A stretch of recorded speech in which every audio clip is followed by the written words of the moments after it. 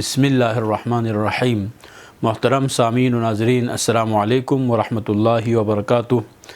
अखलाक़ अंबिया सीरीज़ के साथ आपकी खिदमत में हाज़िर है। अंबिया किराम अलैहिमुस्सलाम की अहम तरीन सिफ़ात में से एक सिफ़त जिसको रिवायात में मुतअद्दिद तरीक़ों से ज़िक्र किया गया है वो है ख़ामोशी। यहाँ पर ख़ामोशी का मतलब ये है कि जब तक इंसान कोई लफ्ज़ नहीं बोलता तब तक उस इंसान को पहचाना नहीं जाता। इंसान की मारिफत और उसकी क़द्र क़ीमत और उसमें कितना इल्म है उसको जानने का बेहतरीन एक तरीक़ा ये है कि वो इंसान का तकल्लुम है, इंसान की गुफ्तगू है। इंसान की गुफ्तगू के ज़रिए ही इंसान को पहचाना जाता है, उसकी शख्सियत लोगों के सामने निखर के सामने आती है और उसका इल्मी जो लेवल है वो भी गुफ्तगू के ज़रिए ही वाज़िह होता है। तो अंबिया किराम अलैहिमुस्सलाम के बारे में यही रिवायात में हमें मिलता है कि अंबिया किराम उस वक़्त बोलते थे जब बोलने से कोई फ़ायदा किसी को हो रहा हो, जब किसी की तरबियत करनी हो। अगर इसी एक चीज़ पर भी हम अगर अपनी ज़िंदगी में अमल करें तो हमारी ज़िंदगी के बहुत सारे मसाइल हल हो सकते हैं। मुआशरती मसाइल में से अक्सर मसाइल की जो बुनियादी वजह है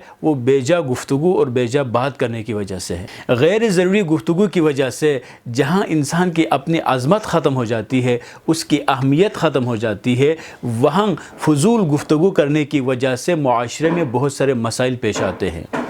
बहुत सारे ऐसे लोग हमने देखा है कि जिन्होंने ये सोचा हुआ है अल्लाह ताला ने उसे सिर्फ बोलने के लिए खलक़ किया हुआ है, उसकी बेसिक रिस्पॉन्सिबिलिटी ही यही है कि उसने कुछ ना कुछ बोलते ही रहना है, चाहे उससे मरबूत हो या मरबूत ना हो।